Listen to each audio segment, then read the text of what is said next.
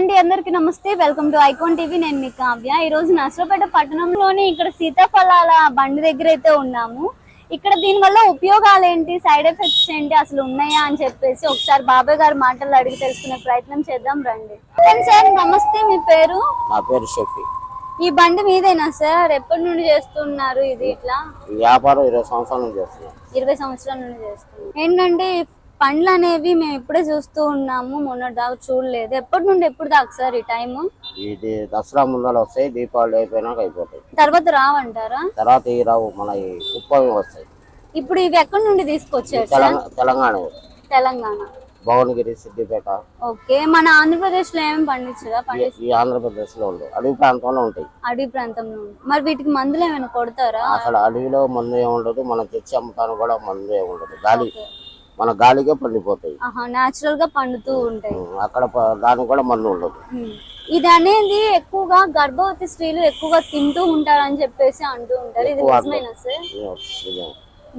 గర్భవతి లేడీస్ ఎక్కువ తింటారు. లేడీస్ ఎక్కువ తింటారు, వాళ్ళే ఎక్కువ తింటూ ఉంటారు. దీని నుండి మీకు ఆదాయం ఏమైనా ఎంత వస్తుంది సార్? మరి మేము వర్కర్స్ అండి. వర్కర్స్ అంటే అది టబ్ ఎంత అంటారు దానికి? 800 పడిద్ది, 700 పడిద్ది, 1000 రూపాయలు పడిద్ది. మార్కెట్ కాయలను బట్టి అనేసి అంటారా? కేజీ ఎంతకు అమ్ముతున్నారు మరి? కేజీన్నర 100 అమ్ముతున్నాం. కేజీన్నర 100. సో చూస్తున్నారు కదండి, అది వాళ్ళ టన్కి వచ్చేసి 800 కావచ్చు, 1000 రూపాయలు కావచ్చు, ఇలా పడుతూ ఉంటుంది అని చెప్పేసి అంటున్నారు. ఇంకోటి ఏంటంటే గర్భవతి స్త్రీలు ఎక్కువగా తింటున్నారు అని చెప్పేసి బాబాయ్ గారు చాలా అంటున్నారు కదా. ఇది నిజమేనండి. ఎందుకంటే గర్భవతి స్త్రీలకి సీతాఫలం అనేది ఎక్కువగా ఫ్రెండ్లీగా ఉంటుంది. చాలా మంది వాళ్ళే ఎక్కువగా తింటూ ఉంటారు. ఇది వచ్చేసి దసరా నుండి దీపావళిలోకి మాత్రమే ఎక్కువగా ఉంటాయి. మన రాష్ట్రంలో అయితే పండుతాయి, కానీ అవి అయిపోయాయి అని చెప్పేసి బాబాయ్ గారి మాటల్లో అడిగి తెలుసుకున్నాము. ఇంకోటి ఏంటంటే ఇందులో ఎక్కువగా విటమిన్ ఏ మరియు విటమిన్ ఈ అనేవి ఎక్కువగా ఉంటాయి. విటమిన్ ఈ వల్ల మరియు విటమిన్ ఏ వల్ల ఏంటంటే బ్లడ్ ప్రెషర్ కంట్రోల్ అనేది చాలా కంట్రోల్లో ఉంటుంది. హార్ట్కి ఎలాంటి సప్లై కావాలన్నా, ఫంక్షన్స్ కావాలన్నా ఇలాంటి ఫ్రూట్ని తినడం వల్ల ఎక్కువగా సపోర్ట్ చేస్తూ ఉంటుంది. ఇంకోటి ఇందులో ఎక్కువగా ఫైబర్ ఉండడం వల్ల డైజెషన్ అనేది ఎక్కువగా ఉంటూ ఉంటుంది.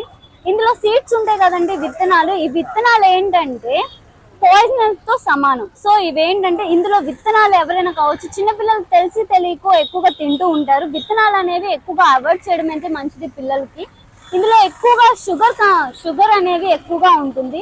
న్యాచురల్ షుగర్, అడవి నుండి తీసుకొచ్చి ఎలాంటి మందులతో లేకుండా పెంచుతామని చెప్పేసి బాబాయ్ గారి మాటలు తీసుకున్నాం కదా, అది నిజమేనండి. ఏంటంటే ఇందులో ఎక్కువగా షుగర్ అనేది ఎక్కువగా ఉంటుంది.